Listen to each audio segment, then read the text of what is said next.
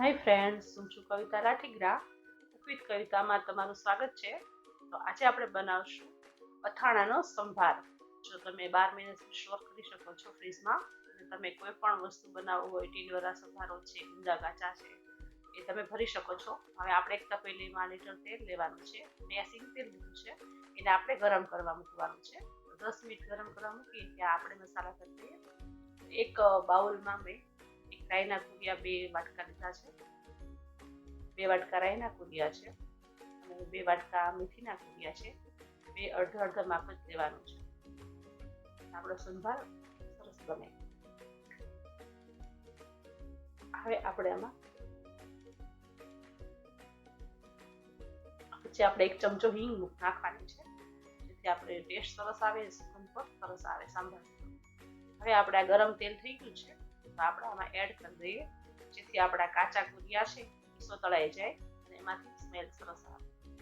બધું તેલ એડ થઈ ગયું છે. હવે આપણે આને થોડી વાર ઢાંકી દઈએ, જેથી આપણો સાંભાર છે એનો સુગંધ અંદર રહે, બહાર ફેલાય નહીં, અને એમાં સરસ સુગંધ આવે. આપણે આ 2 કેરી લેવાની છે. આ 500 ગ્રામ વજનમાં છે. આપણે એને છાલ ઉતારી અને ખમણી લેવાની છે. એમાં હળદર મીઠું નાખી આવી રીતે દૂધ પાણી ખાટું કાઢી નાખવાનું છે. એ ખમણને 10-15 મિનિટ રાખજો, પછી પાણી થઈ જાય એટલે આવી રીતે કાઢી લેવાનું છે. કાઢી અને બધું જ પાણી એકદમ જોયું આવી રીતે કાઢી લેવાનું છે. હવે આપણે એક કપડામાં સૂકવી દેવાનું છે, જેથી પાણી ન રહે, એટલે આપણું અથાણું કે સાંભાર બગડે નહીં. આવી રીતે પોળું કરી દેવાનું છે.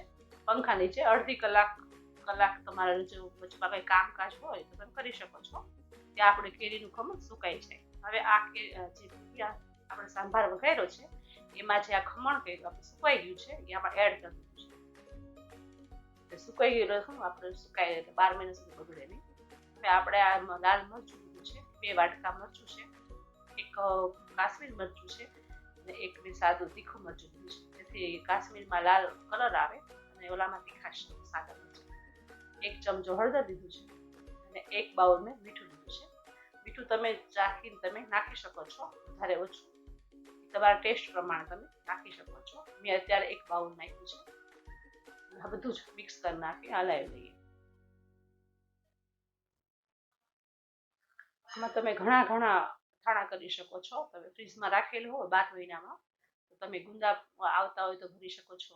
ટિંડોરા છે એ પણ તમે ભરી શકો છો. ગાજર છે, ગાજર તમે પણ સુધારીને એમાં 1 ચમચી આ નાખી દો મસાલો, તો તમે પણ એ અથાણું સરસ થઈ જાય છે અને સલાડમાં ઉપયોગ આવે છે. આ બધું આપણે મિક્સ કરી નાખ્યું છે. જોયું, આપણો સંભાર રેડી છે. હવે આપણે આને સ્ટોર કરી નાખવાનો ફ્રીજમાં. 12 મહિના સુધી યુઝ કરી શકો છો, અને કેરીમાં યુઝ કરી શકો છો. બાફેલા ગુંદા છે એમાં એડ કરી શકો છો. તો જોયું આ સાંભાર તમે. જો તમને મારા સાંભાર ગમ્યો હોય અને જો મારી રેસીપી ગમી હોય, લાઈક કરજો, શેર કરજો અને સબસ્ક્રાઈબ કરજો.